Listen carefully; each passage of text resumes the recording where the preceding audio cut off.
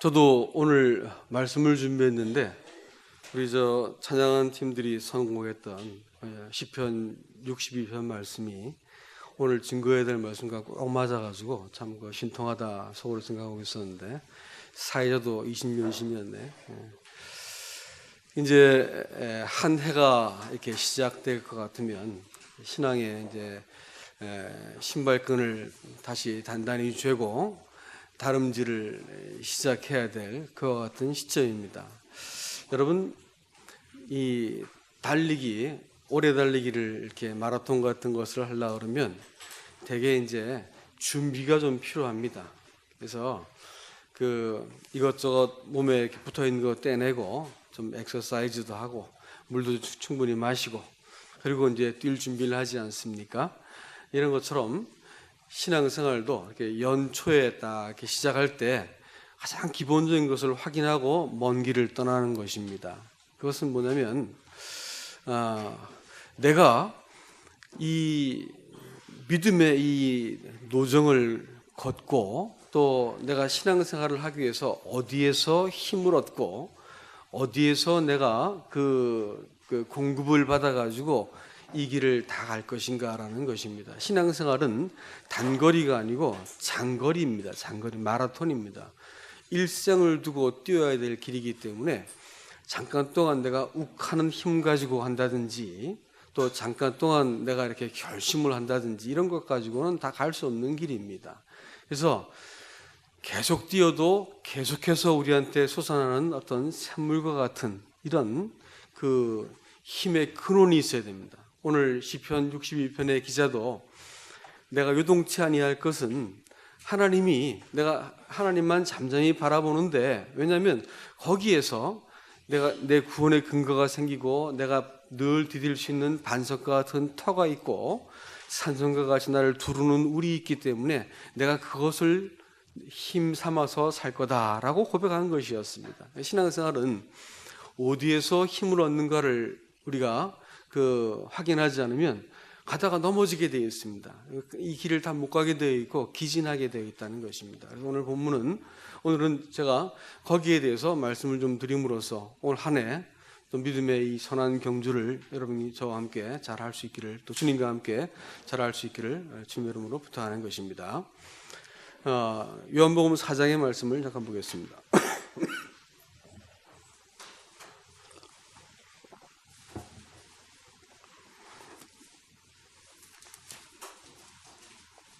남편을 5번을 바꾸어도 여전히 목마르고 힘들었던, 삶이 수고스럽고 목마르게 다시 먹어도 갈증을 해소할 수 없는 그 물을 또 길러 먹으러 우물가로 와야 됐던 그 여인의 이 애달픈 사연이 오늘날 그리스도인이라고 말씀하시는 분들이 사실은 영적으로 메마르고 사실은 오기로 버티고 있고 신앙생활을 어떤 관성과 자기의 어떤 그 결심으로 겨우 붙들고 있는 이 애처로운 신앙생활을 하는 사람들에게 오늘 예수님께서 뭐라고 말씀하시냐면 이 4장에서 제가 읽겠습니다. 그러니까 4장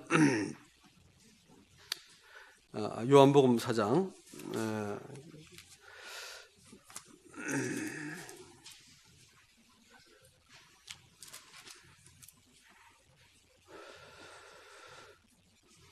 4장 13절 보면 4장 10절 보면 예수께서 대답하여 이르시되 내가 만일 하나님의 선물과 또 내게 물 좀 달라는 이가 누군 줄 알았더라면 내가 그에게 구하였을 것이요 그가 생수를 내게 주었으리라. 여자가 이르되 주여 물기를 그릇도 없고 이 우물은 깊은데 어디서 당신이 그 생수를 얻겠사옵나이까. 우리 조상 야곱이 이 우물을 우리에게 주셨고 또 여기서 자기와 자기 아들들과 짐승이 다 마셨는데 당신이 야곱보다 크니이까. 예수께서 대답하여 이르시되 이 물을 마시는 자마다 다시 목마르려니와 내가 주는 물을 마시는 자는 영원히 목마르지 아니하리니 내가 주는 물은 그 속에서 영생하도록 솟아나는 샘물이 되리라. 여러분, 이 여인에게 이 삶을 살아도 목마르고 붙들어도 뜬구름 잡는 것 같은 신앙생활의 이 그야말로 이 함정에 빠져가지고 이 인생을 허우적거리는 이 여인에게 우리 주님께서 뭐라고 말씀하시냐면 네가 하나님의 선물과 네게 물 좀 달라고 하는 네가 누군지를 네가 알았더라면 얼마나 좋았을까, 이렇게 탄식을 하고 있습니다. 이 탄식은 동일하게 오늘 그리스도인이라고 말씀하시는 수많은 사람들에게도 똑같이 적용이 되고 있다고 하는 사실입니다. 그래서 많은 그리스도인들이 하나님의 선물에 대해서 충분히 알고 있지 못하기 때문에, 하나님의 자원에 대해서 충분히 알고 있지 못하기 때문에 신앙생활을 자기 결심이라고 하는 자원, 자기의 어떤 자기 안에 있는 능력을 끄집어내고 또 어떤 그 힘을 끄집어내어 가지고 신앙생활을 버티기로 들어가는, 모질고 결심이 강한 사람만 교회에 남아 있고 약한 사람들은 다 떨어져 나가게 되는 이런 이상한 교회가 되는 것입니다. 그래서 신앙생활이라는 것은 하나님의 선물이 얼마나 풍성한지에 대해서 우리가 잘 아는 것이 중요합니다. 이걸 잘 모르면 엄한 데 가서 마른 땅을 내가 곡괭이질 해야 되는 거고, 힘들게 신앙생활을 내가 견뎌야 되는 이런 일이 있는 것입니다. 교회에 나오는 것이 행복해야 되는데 교회에 나오는 것을 견뎌야 되는 거예요. 참 어려운 얘기죠. 이런 것들은 하나님의 선물에 대해서 우리가 조금 더 알아야 될 필요가 있다라는 것입니다.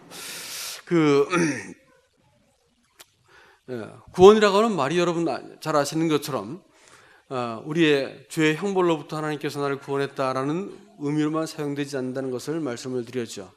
구원은 세 가지 시제를 다 포함하고 있습니다. 현재를 살아가고 있으면서 하나님께서 내 삶에 구원이 되지 못한다면 우리가 옛날에 받은 구원도 별 의미가 없는 것입니다.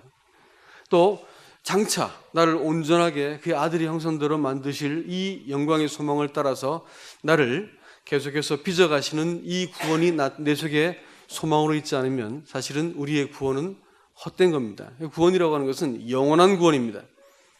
한때 나를 죄에서 구원한 그 구원 말고요, 나를 그때로부터 영원까지 하나님 앞에서 계속해서 나를 이렇게 일으켜 세우시고 새롭게 하시고 힘을 주시고 삶의 의미가 되어지시는 이 구원이 참된 구원이다라는 것입니다.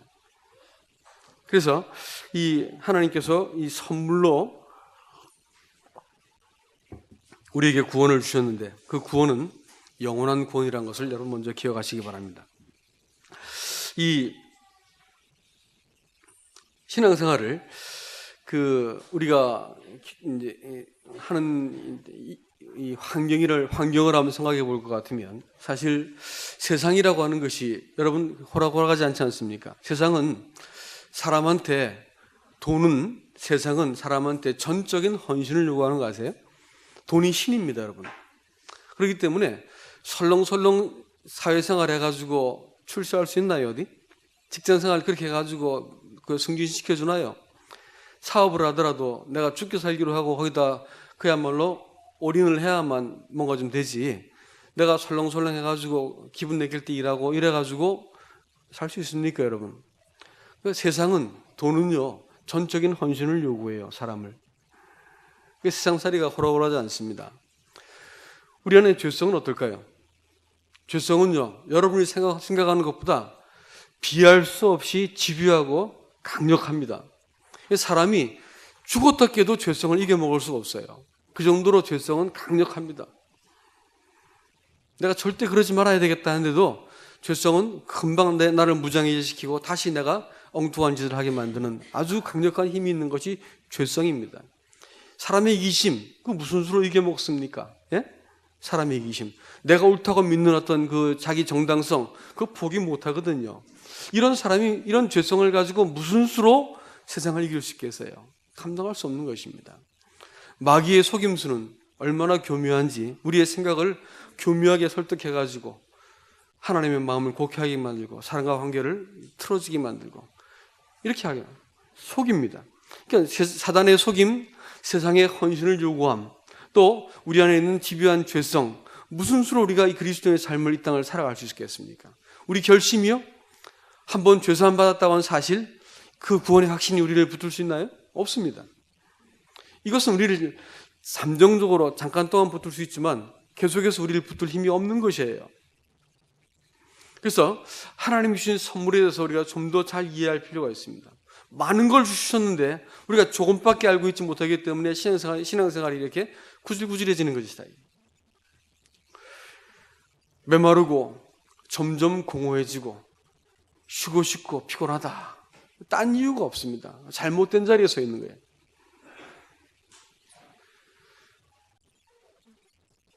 하나님의 선물을 사람이 하나님으로부터 받게 될 것 같으면 그 과분한 선물, 그것은 다름 아닌 영생이라는 선물이고 그것은 다름 아닌 예수님 자신입니다. 이분이 내 전 존재를 다 받으시고 내게 찾아오신 것을 사람이 알게 되어질 때 사람이 비로소 하나님과 기꺼이 함께 있고자 하는 마음의 소원을 품게 되는 것이요. 사람과 하나님이 한 자리에 딱 서게 될 때부터 내가 더 이상 하나님을 이용해 먹고 속여 먹고 하나님이 저기 계시고 내가 여기 계시기 때문에 내가 잘하면 복받고 잘못하면 야단맞는 이런 유치한 관계를 내가 극복할 수 있는 거예요. 내가 잘해야 된다고 하는 자꾸 이런 어떤 부담으로부터 내가 벗어나는 것입니다. 내가 단지 이 살아가는 저분과 더불어 내가 이 땅을 살아가는 이 관계에 대해서 초점을 맞추기 시작할 때부터 신앙생활의 변화가 시작됩니다. 신앙생활은요, 내가 하나님께 순종한다거나 혹은 또 내가 하나님을 의지한다거나 또 하나님을 위해서 산다는 그런 문제보다 훨씬 초월한 그 무엇이 있는 것입니다. 그게 뭔지 아십니까? 그것은 하나님이 자기의 전 존재를 걸고 아버지가 계획하시고 아들이 실행하시고 성령께서 지금 감화하셔가지고 사람 마음을 설득하기 위해서 찾아오셨는데 이 성령께서 사람의 인생과 더불어 같이 섞이고 교제하고 공유하게 되는 어떠한 지점을 원하고 계신 거예요. 하나님과 사람이 마음으로 팍 하고 이렇게 터지는 내가 하나님께 하나님의 삶에 참여하게 되어지고 그분과 내가 같은 그 길을 바라보고 같은 뜻을 가지고 인생을 살게 되어지고 하나님이 사람의 인생에 개입되도록 만들어주는 이것이 사실 우리 부르는 영생이라 부르는 것인데 이것을 경험하지 못한 채 내가 하나님께 잘해야 될 것이다. 내가 또 이것도 잘하고 저것도 잘 해야 된다라고 생각을 하고 이렇게 해야 하나님이 기뻐하시고 이건 못하면 하나님께서 나를 어렵게 하실 것이다. 이렇게 생각하고 있는 동안은 하나님하고 나하고는 늘 별개의 자리에 서 있는 것입니다. 하나님의 선물이다라는 것은 그분 자신이 나의 모든 어려움들을 다 알고 계시고 내 인생도 그분이 다 알고 계시고 그분이 아예 오셔가지고 내 이 초라한 인생에 그분이 함께 사시겠다는 거예요. 그리고 영혼까지 하늘의 소망까지 그분이 오롯이 자기 영광 가운데 나를 끌어들여서 나와 함께 한 생명 한 인생을 살게 하시겠다는 거예요. 그때 내가 기꺼이 나 같은 인생이 뭔데 하나님께서 나를 부르셔서 자기 영광 가운데 나를 불러주셨습니까? 이렇게 하면서 사람이 하나님의 영광을 내가 함께 기뻐하는 것입니다. 이 땅에서의 삶은 내 소망이 하나하나 끊어져 나가요. 그렇게 될 수밖에 없어요. 여러분 살다가 보면 믿었던 건강이 나를 속이더라고요. 네? 저 건강했어요. 한때 건강하고 한때 운동도 했었고 막 했었습니다. 대회도 나가고. 근데 건강이 나를 속여요. 재물도 속이죠. 관계도 속입니다. 사람도 나를 속여요. 인생이 나를 속이는 거예요. 사람의 인생은 그런 겁니다. 근데 하나님은 나를 안 속이셔요. 하나하나 다 떨어져 나가게 돼 있어요. 내가 맨 마지막까지 탁 놓아버리면 인생은 끝입니다. 하나하나 다 놓아가는 것이 인생의 과정인 것을 여러분 아셔야 됩니다. 그렇기 때문에 내가 내 소망을 나에게서부터 하나님께로 옮겨놓지 않을 것 같으면 인생은 참 폭폭해지기 시작하는 거야. 자식들 하나하나 떠나기 시작하잖아요. 건강 잃어버리기 시작하잖아요. 예? 인생의 직장도 나이 들면 이제 나갈 준비해야 될 거 아니겠어요? 소망이 하나하나 끊어지게 되어 있습니다. 인생은요. 근데 내 소망을 내 존재의 중심을 나로부터 그분께로 옮겨놓지 않을 것 같으면 이 땅을 살아가는데 좀 건강 어려워지면 신앙도 흔들흔들, 남편 속색이면 신앙도 흔들흔들, 자식이 좀 떠나고 나면 흔들흔들, 뭐가 이렇게 하나씩 없어지고 나면 땅에 소망이 없어지면 믿음도 동시에 없어지는 거예요. 왜 그럴까요? 신앙이 자기로부터 하나님을 붙든 거야. 하나님 날 붙들어서 내 생명을 하나님 안으로 옮겨놓고 함께 공동체가 된 그런 신앙이 아니고 내 편에서 뭘 하나님을 붙들어가지고 하나님을 이용해 먹고 축복도 받아보고 잘해가지고 인정도 받아보고 하겠다는 하나님과 따로 선 자리에서 하나님을 붙들려고 하는 신앙이란 말이에요. 이 가짜란 말이에요, 이게. 이 가짜란 말이에요. 그렇기 때문에 삶에서 위기가 온다거나 나한테 있는 것들이 하나씩 여의어갈 때, 잃어버려갈 때 어쩔 줄을 모르는 거야. 신앙이고 뭐고 다 어쩔 줄을 모르고 그냥 우울증이 찾아오고 내가 그냥 어떻게 할 바를 모르는 거예요. 왜 그런 줄 아세요? 소망이 나한테 있어서 그런 거예요. 소망은 누구한테 있는 거예요? 그리스도 안에 있습니다. 내 전 존재, 생사화복, 영혼까지 전 존재의 소망이 어디 있다고요? 그리스도 안에 있는 거예요. 그분께서 자기 영광 가운데 나를 불러들이시기 위해서 나같이 구질구질한 인생을 자기 피로 쓰시고 때마다 말씀으로 정결케 하시고 성령께서 나를 일깨워서 너는 내 것이다라고 자꾸 말씀하시는 거야. 내가 그리스도 안에 내 소망을 두지 않을 것 같으면 여러분 기업이 깨져나가고 건강이 잃어버리고 은퇴해버리고 하나하나 잃어버릴 때 무슨 수로 그 두려움과 상실이야 그 어떤 고통들을 어떻게 견딜 겁니까? 그게 아니에요.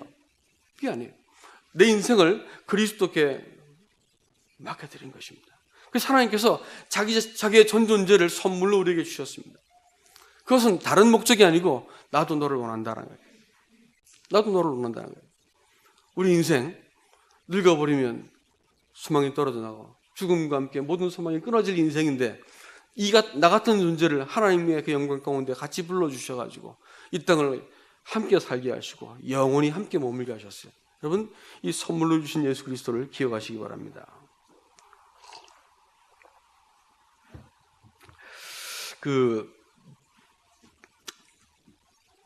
성경을 이렇게 유심히 보면 우리가 오해하고 있는 말씀들이 많이 있는데 여러분 교회를 세운다 이렇게 말할 때도 성경은 어디에도 너희가 내 교회를 세워라 라고 말씀한 데가 없습니다.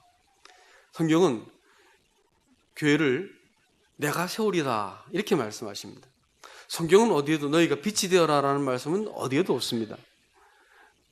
너희는 빛이니라고 말씀해 주고 계시죠. 그렇죠? 너희는 가서 하나님 나라를 확장하라 이런 말씀한 적이 한 군데도 없습니다. 아세요?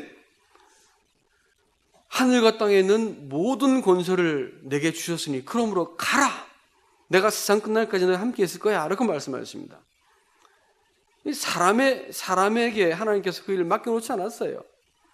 하나님이 내가 세울 거야. 넌 가기만 해. 내가 내 동행할 거야. 빛이 되려고 노력하지 마. 너는 빛이야. 그렇기 때문에 네가 내 앞에서 정직하게 사는 동안 너는 실수하고 연약함을 보일지라도 세상 사람들이 볼 때 너는 빛일 거야 라고 말하는 거예요. 어떤 사회주의자, 공산주의 혁명에 아주 깊이 연루된 사람이 대학에서 기숙사에서 같이 살고 있는 한 자기 동료를 바라보면서 이 공산주의를 버리게 됩니다. 근데 나중에 물어보니까 그 이유가 딴 데 있는 게 아니에요. 저 친구한테는 나한테 없는 것이 있더라 이게. 나는 모든 이상과 그 이데올로기에서 완벽한 것을 갖고 있다 생각했는데 그것으로는 도무지 설명할 수 없는 그 무엇을 쟤는 갖고 있더라 이게. 전향을 했다. 신앙생활은 하나님이 사람 속에 들어오셔서 무슨 일을 행하시는 것입니다. 하나님이 행하신 일을 근거해서 사람이 하나님을 대면할 수 있는 것이지 내가 하나님 앞에서 무엇을 잘한 것을 가지고 하나님 날 대면하는 게 아니에요. 하나님이 어떠하신 분인지, 하나님이 무엇을 하셨는지, 사람을 위해서 준비하신 것이 무엇인지에 대해서 잘 아는 것은 중요한 일입니다. 또 하나님은 새 사람을 입으라 이렇게 말씀했지만 그 말을 문맥적으로 읽어보면 진의가 뭐냐면 네가 헌 사람인데 새 사람을 입을 것 같으면 네가 새 사람이 될 거야 이런 말씀하는 게 아니에요. 너는 새 사람인데 말이야. 그거 기억해 라는 말씀이야. 새 사람으로 처신해라는 말씀입니다.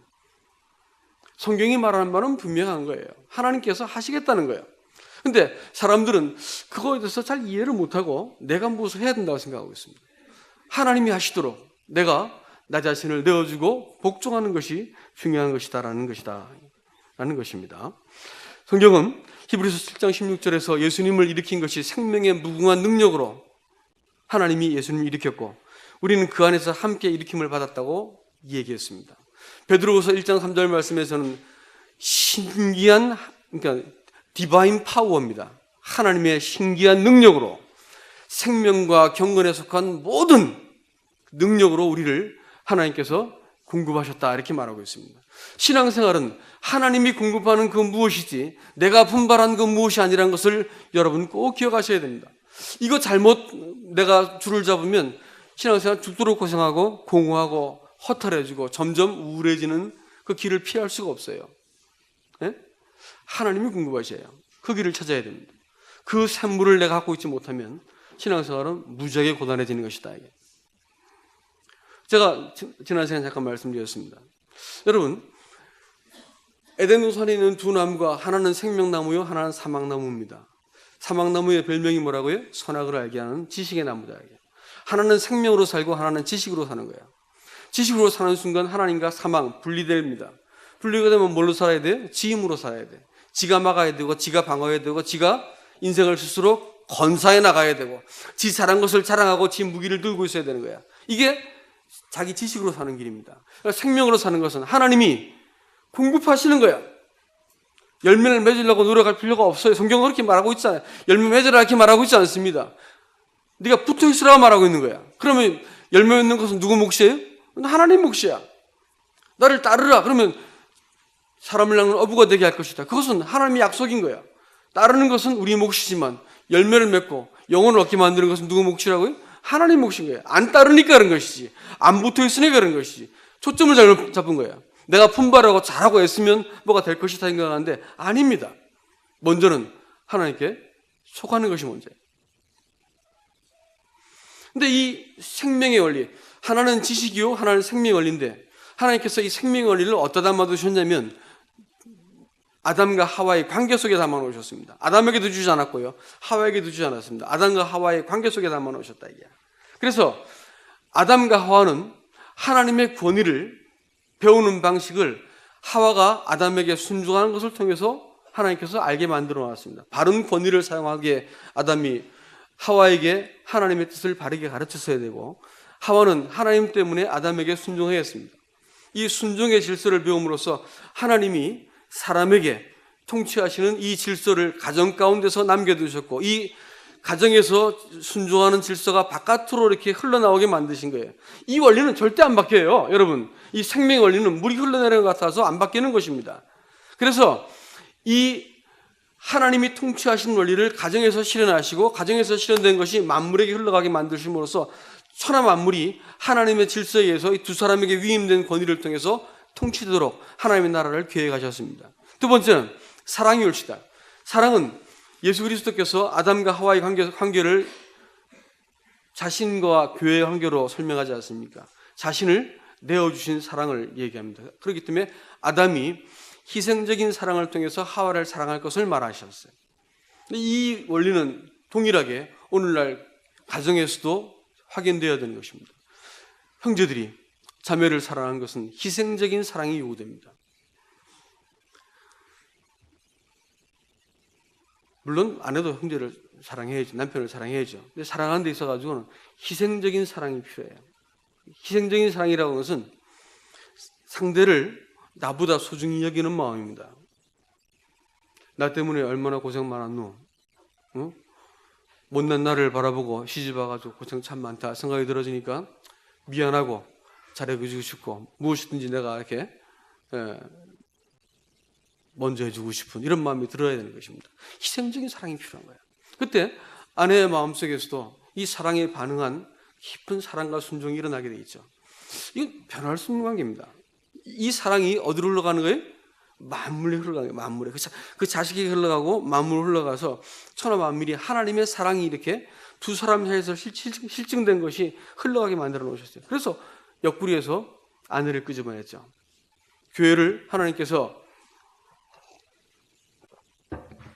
예수님의 옆구리에서 끄집어내셨습니다. 운명적으로, 본질적으로, 태생적으로 하나님의 사랑은 견딜 수 없이 자기가 자신을 이길 수 없는 그 사랑으로 하나님은 몸된 교회를 향하시고 기뻐하셔요. 여러분, 교회가 얼마나 영광스러운지 아십니까? 세상이 이렇게 복잡하고 막 힘있게 돌아가는 것 같지만 결국은 트럼프 하는 말이 예루살렘 수도다 이거예요. 성경에서 하고 있는 그 얘기 지금 이제 끄집어내고 있는 거예요. 예?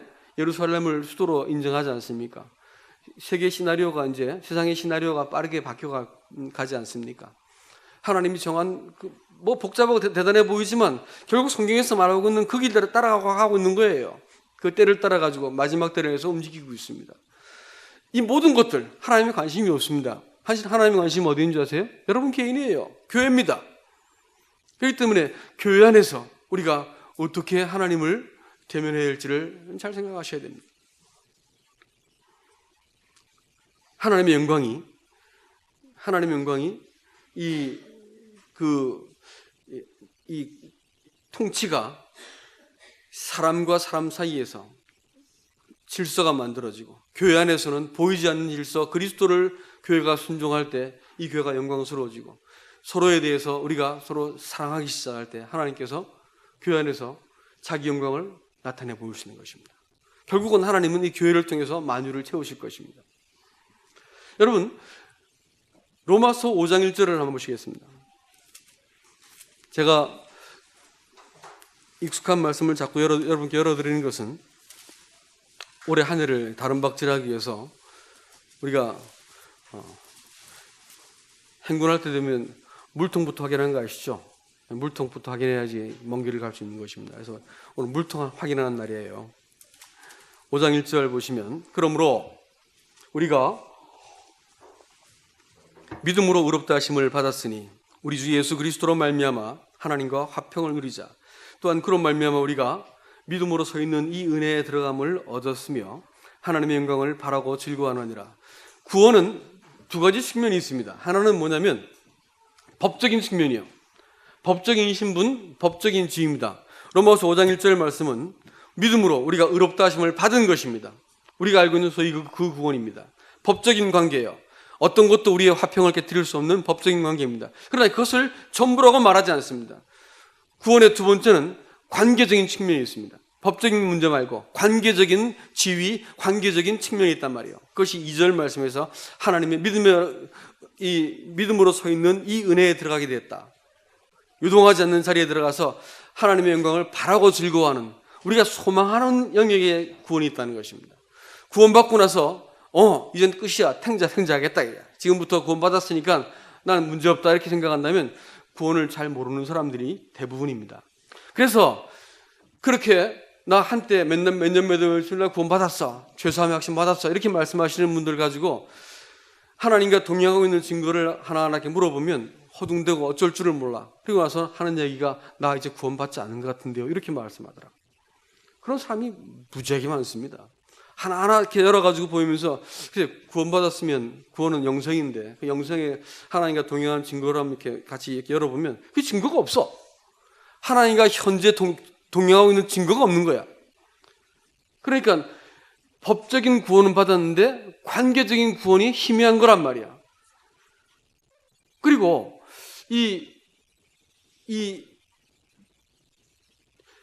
침례를 받고 그리스도인이 되었는데 그것이 내 삶에 어떤 의미가 부여가 되지 않은 거예요. 그리스도인이 되었다고 말했는데 침례를 받았는데 그것이 그리스도인이 되었는데 그것이 내 삶에 어떤 변화를 가져오지 못하고 그것이 나한테 어떤 작은 부분에 그냥 교회 생활하는 데서 작은 부분에 내가 뭐 어떤 그 자격을 획득한 것이다 이렇게 생각하는 것이지 그것이 내 삶 전반에 어떤 의미가 안 주어지는 거예요. 왜 그럴까요? 왜 그럴까요? 정확한 구원이 아니라서 그런 거예요.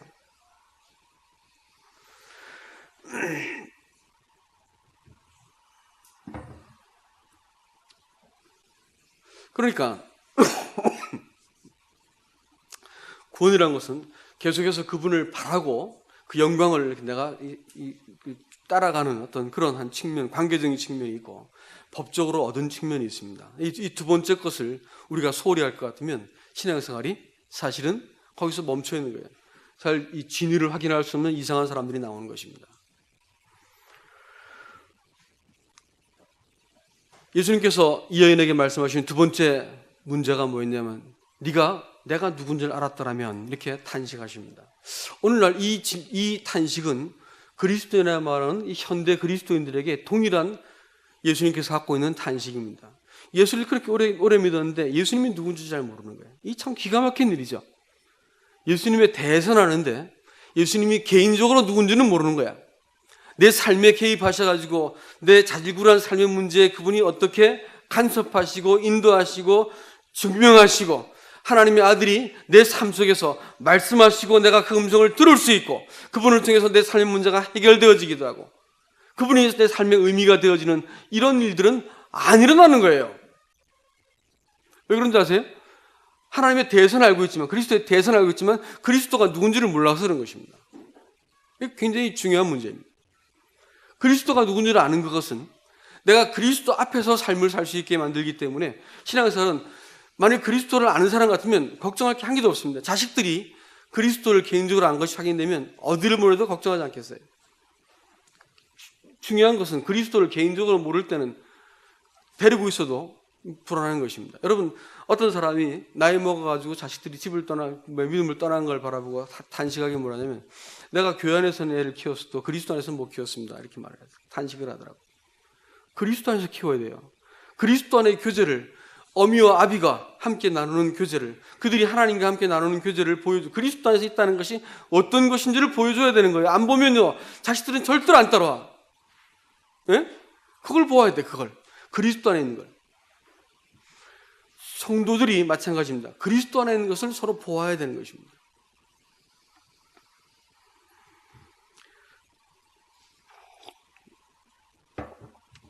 이 경험적 지식이 성도 속에 이렇게 생기게 될 때 비로소 그 법적인 하나님 앞에서 지혜를 얻고 또 하나님과 화평케 된 사람들이 내가 지금부터 무엇을 향해서 인생을 살아야 되겠다. 내 인생의 부른 목적은 이 땅에서 나를 만족시키기 위해서 인생을 사는 게 아니고 하나님 영광을 위해서 사는 거구나라고 인식이 들기 시작합니다. 결혼 생활이 가장 구질구질해지는 게 뭔지 아십니까? 결혼 생활 자체라고 믿는 것이 제일 구질구질하게 만드는 거야. 아세요? 핑크빛 결혼 생활이 기다리고 있어. 최근에 가장 생생하게 한 부부한테 물어볼까? 결혼 생활에 핑크빛이 십니까? 안 그렇다 말할 수도 없겠지 지금. 핑크빛 아닙니다. 현실이요 현실. 예? 근데 결혼 생활이 만일 내가 만족하고 육체적인 성적인 삶의 어떤 편의를 구하고 정서적인 안정을 찾고 사랑해요 여보 이래가지고 자기들끼리 좋은 그 결혼 생활을 구하기 시작할 때 그거 조금 지나면 환멸이 느껴집니다. 그렇게 멀지 않아요. 1년 좀 길어봐야 1년이야. 빨리 자식 나와줘야 돼. 안 나오면 대화의 근거가 없어지고 둘이 그 관계가 끊어지니까 자식도 아무개 엄마 아무개 아빠 불러요. 이름도 안 불러 이제. 아무개 엄마 아무개 아빠야. 자식이 없으면 관계도 안 만들어지니까 그렇게 시시한 게 부부 생활이요. 예? 근데 결혼 생활이라는 것이 목적을 갖는 거예요. 뭐요? 하나님께서 나를 이 남자와 여자로 불러가지고 책임 있는 이 관계 속으로 나를 부르셔서 이 만물과 사람과 내 밑으로 태어날 자식들에게 책임 있는 하나님 나라를 이루기 위해서 나와 당신을 불렀습니다 하면 그때부터 뭘 위해서 하는 거예요? 하나님의 나라를 위해서 하는 책임 있는 사람이 되는 거예요. 결혼 생활은 말씀드리지만 사랑이 붙들고 있는 게 아니라고. 그건 미국에서 한 얘기지. 결혼 생활은 사랑이 붙은 게 뭐가 붙는다고요? 결혼 자체가 붙는 거예요. 아시겠어요? 합법적인 하나님 앞에서의 맹세한 결혼 자체가 결혼 생활을 붙드는 거라고요. 책임 있는 사람이 된 거기 때문에 그때부터. 아시겠습니까? 여러분 결혼도 목적이 있어야 돼요. 그것은 하나님의 영광을 위해서입니다. 그것을 위해서 할 때 서로 약함도 덮어주고 연약할 때 서로 보듬어주고 이러가 갈 수 있는 소망이 생기는 거고 건덕지가 생기는 것이지. 신앙생활도 나를 만족시키기 위한 걸로 살기 시작할 때 얼마나 구질구질해진지 아세요? 열심 그것도 자기 자랑인 것이고 징징거리고 맨날 늘 메마르고 공허해지고 우울해지고 답답해지고 그 이유가 뭔지 아세요? 나를 만족시키기 위해서 신앙생활하기 때문에 이런 거예요. 아니라니까요. 우리는 하나님의 영광을 위해서 부르심을 받고 그걸 위해서 지으심을 받은 자들입니다. 그 영광에 나를 이 수준 맞은 것 아닌가? 우리 같은 인생을 하나님의 영광에 참여시키기 위해서 나를 구원했다는 거예요. 이 땅을 하나님의 아들처럼 살 수 있게 만들어주시고 나중에 영광으로 나를 영접하시겠다는 거예요. 하나님의 영광, 그 뜻과 그 나라, 그 목적이 내 것이 되게 하기 위해서 하나님의 아들이 사람이 되셔서 내 곁에까지 오셔가지고 날 찾아오셨어요. 이분과 더불어 내 인생을 딱 포기하는 것, 우리 이걸 그리스도와 함께 장사되었다 이렇게 말합니다. 이건 우리의 거룩한 고백을 통해서만 이루어지는 것이 저절로 되는 게 아닙니다. 돌아서는 자리가 필요해. 결단이 필요해. 주님, 인생은 내가 주의 나라와 그 영광을 위해 살겠습니다. 내가 지금까지 나를 채우고 나 좀 인정하지 않으면 짜증이 나고 신경질 나고 사람들이 날 받아주지 않으면 화가 나고 또 내가 잘해야 되고 내 말이 통해야 되고 내가 사람들을 지배해야 돼. 이따위 생각하지 그만하세요. 유치하게 짝이 없는 생각이야. 그러고 있는 동안 하나님 나라는 유언한 거야. 늘 고단해, 늘 신앙생활이. 신앙을 시작하지도 않았습니다. 여러분 그 유명한 주석가 중에서 매튜 헨리라고 하는 사람이 있습니다. 그 아버지가 매튜 필립이군요. 그죠? 필립 헨리가 되겠다. 그렇죠? 근데 이 사람이 가장 저명한 주석을 쓴 사람인데 훌륭한 그리스도인이었습니다. 근데 이 사람을 아주 신분이 높고 부잣집 딸인 한 경건한 그리스도인 자매가 사랑하게 되었습니다. 그래서 결혼을 이렇게 결정을 하니까 그 아버지가 짜증이 났어. 저 근본도 없고 돈도 없고 출신이 어딘지도 모르겠는 저런 친구랑 결혼하겠다니까 짜증이 난 거야 아버지가. 그래서 불러다가 도대체 그 청년은 어디 출신이냐 이렇게 물었어요.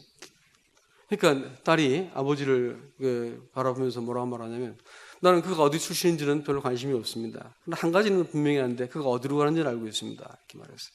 그리고 결혼을 했습니다. 그가 낳은 자식이 누구예요? 매튜 헨리였어요. 경건한 부모 밑에서 경건한 자식이 나왔죠. 여러분들 아직까지 결혼하지 않은 사람들 결정하실 때 잘 생각하세요. 그 배우자가 최소한 어디를 향해 가는 사람인지를 확인하고 결혼하셔야 돼요. 사회적인 지위, 안정된 직장 이런 것 가지고 결혼하지 마시기 바랍니다. 그건 금방 환멸이 일어날 겁니다. 그가 어디를 향해서 하고 있는 사람인지를 확인하고 나면 결혼을 해도 하나님께서 그 인생들을 축복하시고 따라다니시기 때문에 그렇게 사셔야 됩니다. 최소한 이 여인은 그 대상이 누군 줄 알았어요. 어디를 향해서 가는지를 알았단 말이에요. 그 청년이, 자기가 결혼할 배우자가. 우리 인생이 어디를 향해서 가는지를 여러분 결정하셔야 됩니다. 이 하찮은 채워도 다 채워지지 않는 인생의 욕망을 채우기 위해서 인생을 사는 것, 그것을 조금 더 둘이 하기 위해서 결혼을 한다 이런 생각하지 않으시기 바랍니다. 결혼 생활하실 때 여러분 반드시 확인할 것은 우리 부부가 지금까지 몇십 년을 살아왔는데 이제 우리가 하나님을 향해서 살아가고 있는 건 맞습니까? 그러니까 물어보고 확인해 봐야 됩니다. 이 목적이 확인되지 않으면 인생은 살면서 살수록 참 구질구질하고 꿀꿀해집니다. 부디 그 안에서 그리스도 안에서 여러분들 나의 소망이 오직 그에게서 나는도다. 오늘 불렀던 찬송의 그 같은 고백과 같이 그리스도 안에서 소망을 둘 수 있기를 주님 이름으로 부탁드리는 것입니다. 어떻게 할 것인가? 하나는 문제가 남습니다. 어제 청년들하고 교제하면서 그런 말씀들을 잠깐 나눴습니다. 여러분, 하나님을 기대하시기 바랍니다. 부디 하나님을 기대하시기 바랍니다. 말씀을 대할 때 여러분 말씀을 대하지 않고 신앙생활이 가능하다는 거짓말을 절대 믿지 않기 바랍니다. 말씀은 그냥 읽어서도 안 되고 말씀은 창념하셔야 됩니다. 저도 어떤 말씀을 가르치기 위해서 늘 말씀을 보지만 가르치기 위해서 말씀을 뒤적거린 것은 저를 채우지 못했습니다. 그러나 내가 말씀이신 그리스도를 내가 주목하고 말씀을 열기 시작할 때 그것은 저를 채웠습니다. 여러분 그 차이를 혹시 제 설교를 통해서 이렇게 느끼시는지 모르겠지만 제가 제 스스로가 채워지고 나면 말씀이 달라집니다. 그러니까 말씀을 펼 때 기대감을 가지고 하나님이 내게 뭐라고 말씀하신지를 기대하면서 말씀을 펼 수 있게 바랍니다. 한 번 봐서 안 되면 두 번 보세요. 두 번 봤다면 세 번 보시라고요. 포기하지 않고 하나님께서 내게 말씀하실 것이라는 것을 기대감을 가지고 말씀을 펴시기 바랍니다. 그래서 그 말씀이 내 삶의 어떤 부분을 딱 건드리고 그 말씀이 나의 삶을 딱 고리를 걸 때까지 말씀을 보시라고요. 오늘 안 되면 내일 하시고 내일 안 되면 모레 하시고 그 소원을 가지고 말씀을 보시기 바랍니다. 그래서 그 말씀이 이해가 되고 그 말씀이 내 삶을 딱 이렇게 고리를 거는 것을 확인할 수 있으면 그래서 안심해도 될 사람입니다. 이런 일이 여러분 생애 속에 일어나기 시작하면 여러분 믿을 만한 사람인 거예요. 하나님의 사람입니다. 하나님을 기대하시기 바랍니다. 두 번째는 기도할 때 그냥 먼저 기도하지 마세요. 하나님 이렇게 기도하지 마세요. 그렇게 하지 말고 기도할 대상이 누군지를 먼저 기억하시기 바랍니다. 내가 지금 기도하려고 하는 대상이 누군지를 묵상하시기 바랍니다. 네? 그분이 어떤 하나님인지, 어떻게 지금 내 앞에까지 오게 되어서 하나님의 거룩한 보좌 앞으로 나 지금 세우고 계신지, 그 아들의 피가 모든 휘장을 여시고 거룩한 존재의 나를 세우고 계신지를 먼저 그분을 가만히 묵상하시기 바랍니다. 그러고 나서 입을 열어서 말을 떼시기 바랍니다. 기도가 달라지게 되어 있어요. 함부로 말하지 않습니다. 그분이 누군지를 먼저 기억하고 기도를 시작하시라고요. 먼저 말하지 말고. 그 다음에 말이라고 하는 것을 드바르라고 했죠. 광야를 미드바르, 말씀하시는 곳. 그렇죠?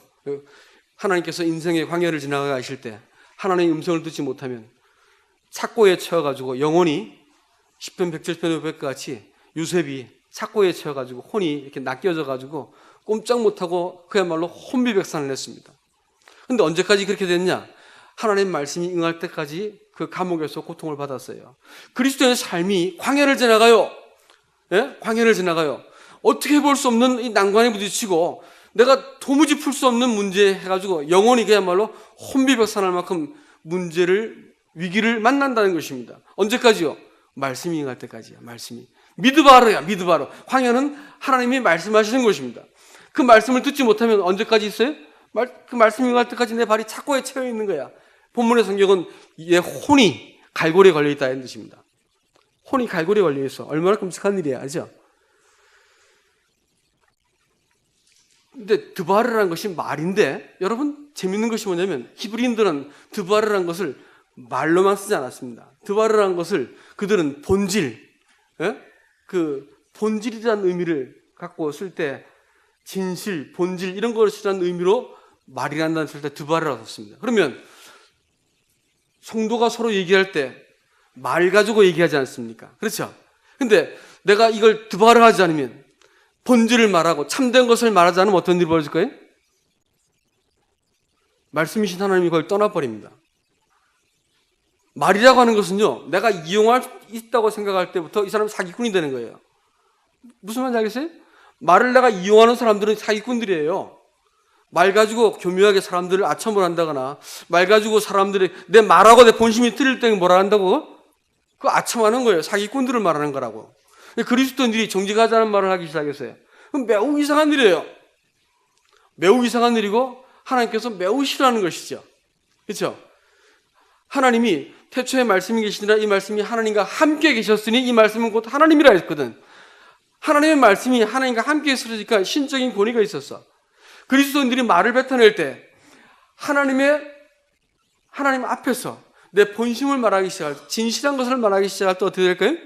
하나님과 함께 있는 거예요. 그러니까 너희가 서로 참된 것을 말하라고 에베소에서 우리에게 말하고 있습니다. 드바르라는 거예요. 드바르. 함부로 짓거리지 말고, 예?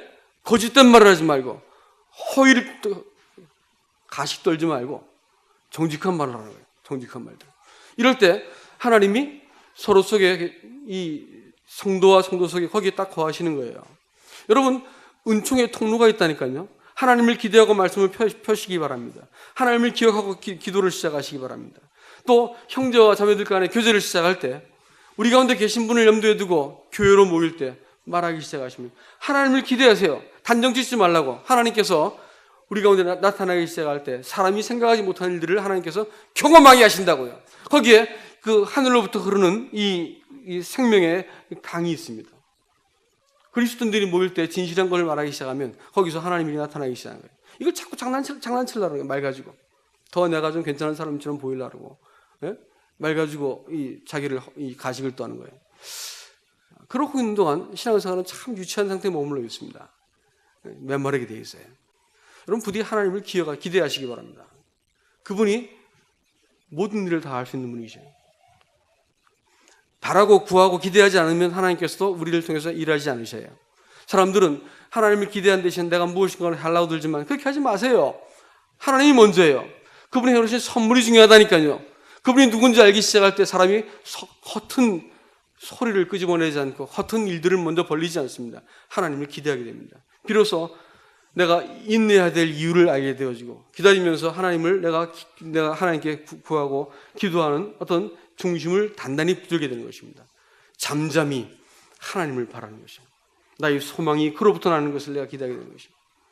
이게 신앙이요. 이게 속지 않길 바랍니다.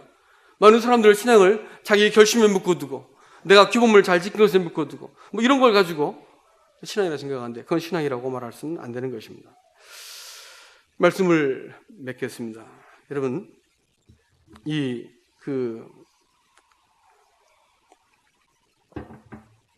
예수 그리스도와 더불어 그분이 어떤 분인지를 아시고 그분을 통해서 공급하시는 것으로 내가 내 신앙생활을 갈 것인가?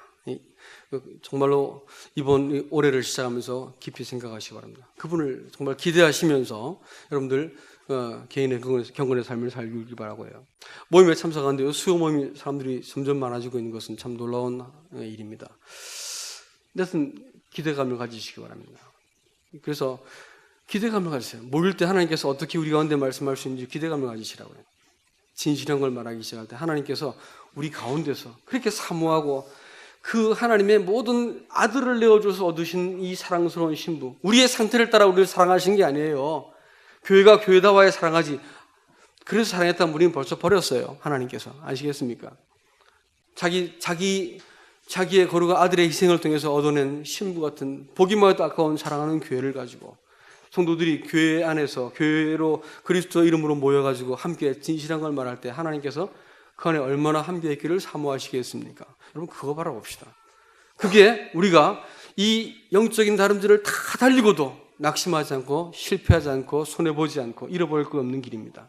그렇지 않고 겨우 막 지킨 것 가지고 좀 이렇게 내가 그 신앙생활 하면서 내가 이렇게 하나님 앞에 잘한 거 못한 거 가지고 찌그러졌다가 나 대단하지 이러고 나서는 거 이거 다 사실 웃기는 얘기입니다. 내가 하나님 앞에서 하나님 저 같은 사람을 통해서 하나님께서 일하기 원하시고 저 같은 사람과 함께 하기를 원하시는 주님 감사합니다. 그리고 내 인생을 그분께 맡겨드리는 이 놀라운 일들이 올해 계속해서 나타날 수 있기를 주님의 이름으로 축복합니다. 이상입니다.